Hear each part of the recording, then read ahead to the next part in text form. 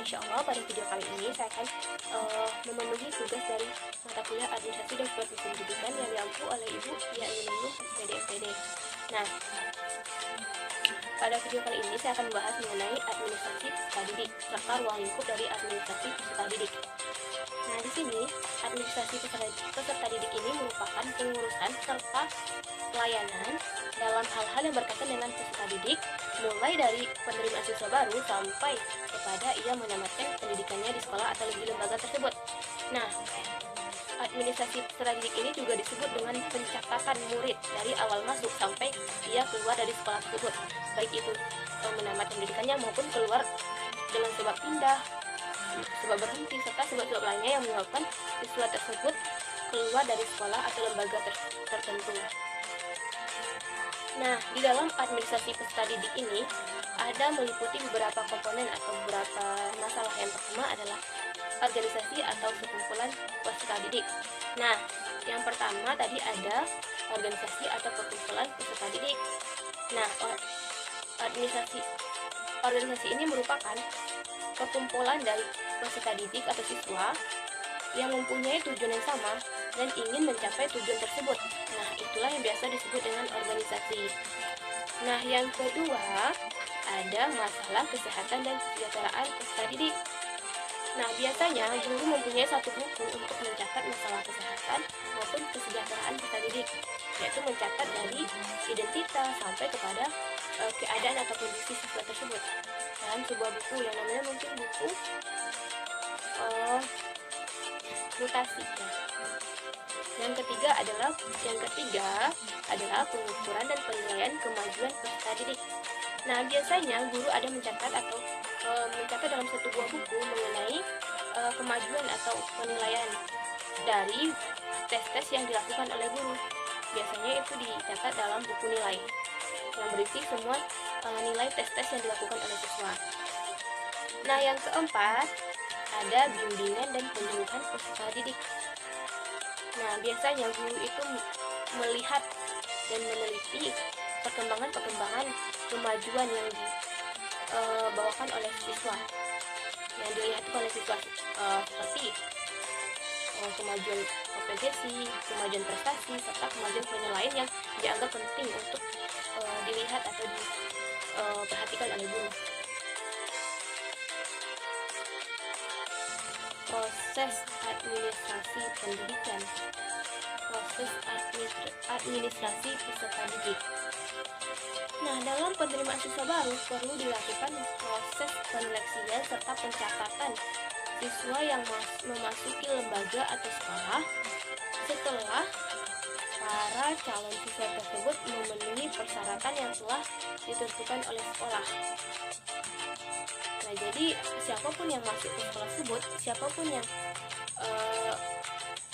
mau memasuki lembaga tersebut, maka dilakukan seleksi serta pencatatan. Bisa dibilang identitas siswa yang ingin memasuki sekolah tersebut itu dicatat dalam administrasi peserta didik.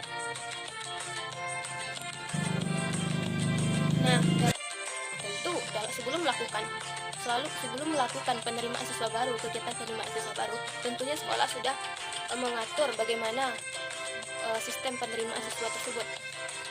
Nah, di sini ada beberapa kegiatan yang dilakukan dalam mengatur kegiatan penerimaan siswa baru tersebut.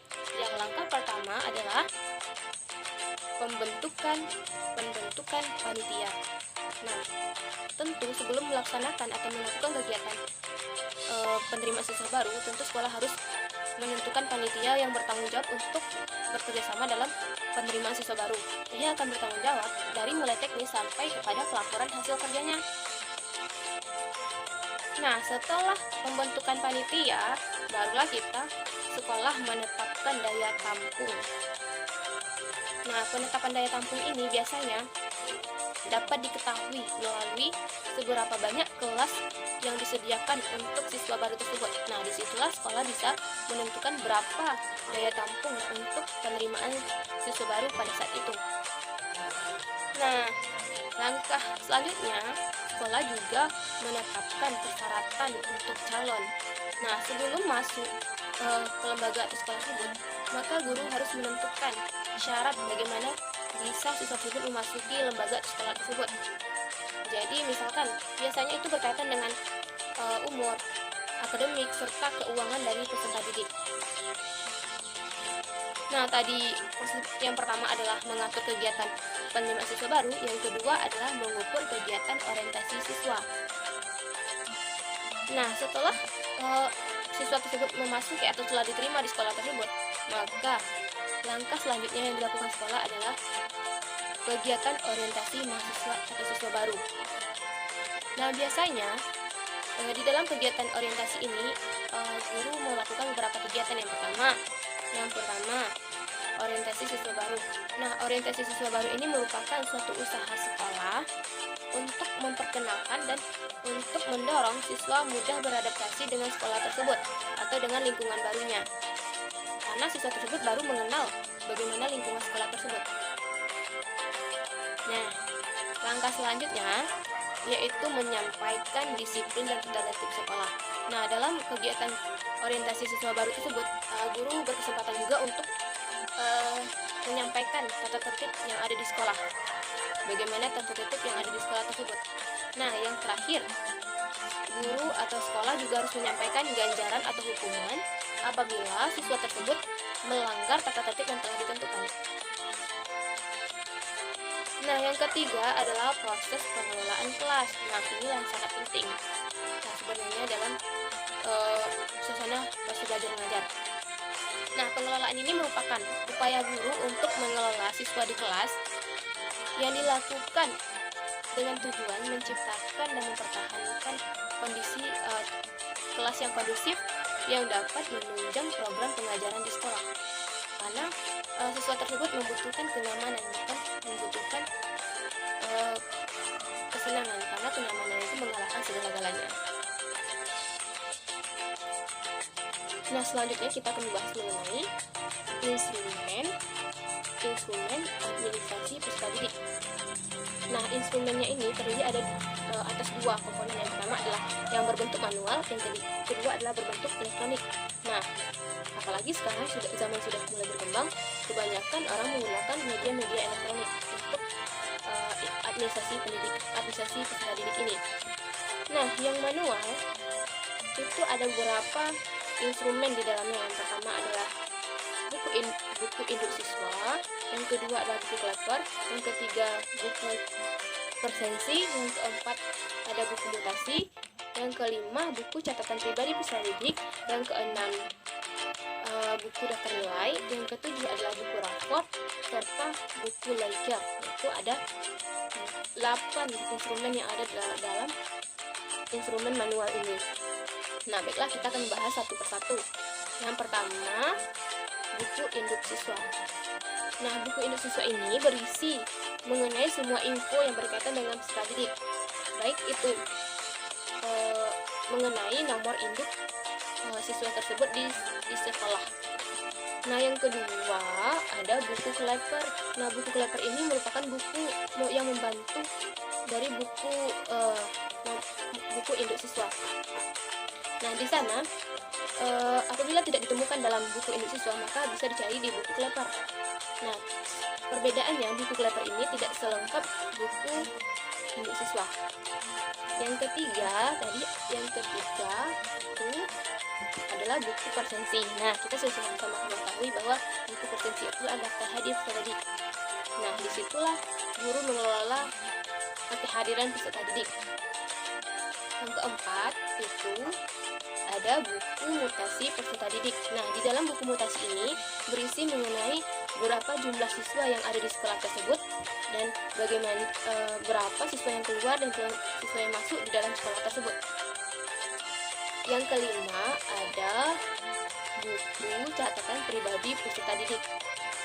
Nah, biasanya ini berkaitan dengan buku yang berisi tentang peserta didik yang lebih lengkap, mulai dari identitas, keadaan fisik, keadaan keluarga, serta keadaan yang berkaitan dengan peserta didik. Buku ini lebih lengkap daripada buku induk siswa dan buku kleper. Nah, yang keenam ada buku daftar nilai. Nah, daftar nilai ini merupakan kumpulan nilai-nilai hasil tes dari yang dilakukan oleh guru kepada peserta didik. Nah, disinilah ditulis atau dikumpulkan nilai-nilai tersebut oleh guru. Nah, yang ketujuh ada buku leger. Buku leger itu merupakan kumpulan dari semua nilai mata pelajaran. Nah, sebelum penerimaan lapor, maka setelah melakukan ujian, guru tersebut masing-masing mata pelajaran memberikan nilainya kepada guru wali kelas atau yang sering dengan wali kelas. Nah, disitulah akan dikumpulkan nilai-nilai dari masing-masing mata pelajaran setiap masing-masing siswa. Nah, buku ini dipegang oleh wali kelas. Nah, yang terakhir adalah buku rapor. Nah, buku rapor ini merupakan buku yang bertujuan untuk melaporkan hasil prestasi siswa dalam satu semester kepada orang tua atau wali murid siswa. Nah, rupanya instrumen administrasi peserta didik ini tidak hanya dalam bentuk manual, tetapi juga dalam bentuk elektronik. Nah, dalam bentuk elektronik ada 5. Yang pertama, buku induk siswa. Sama halnya dengan yang manual, tetapi ini dalam bentuk file.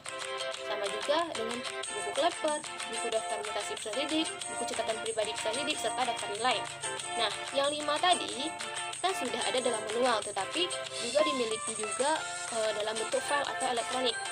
Yang 5-nya adalah 1. Buku induk siswa, yang kedua buku leper, yang ketiga buku daftar mutasi peserta didik, yang keempat buku catatan pribadi peserta didik, yang kelima adalah daftar nilai.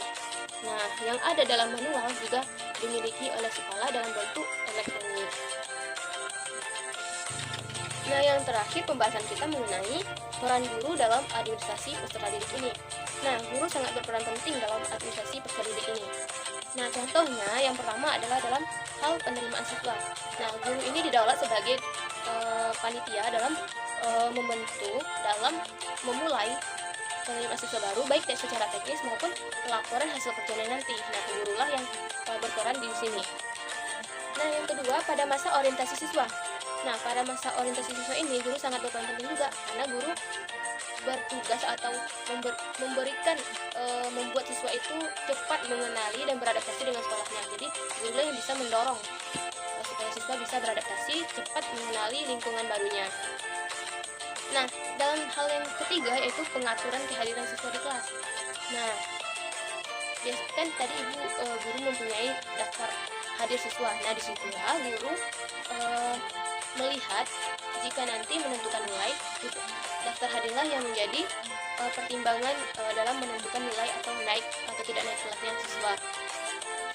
Yang keempat itu memotivasi siswa untuk selalu berprestasi. Nah, kita sudah mengetahui bahwa tugas guru ini tidak hanya mengajar atau mendidik, tapi juga mendorong atau memotivasi siswa dalam hal mencapai prestasi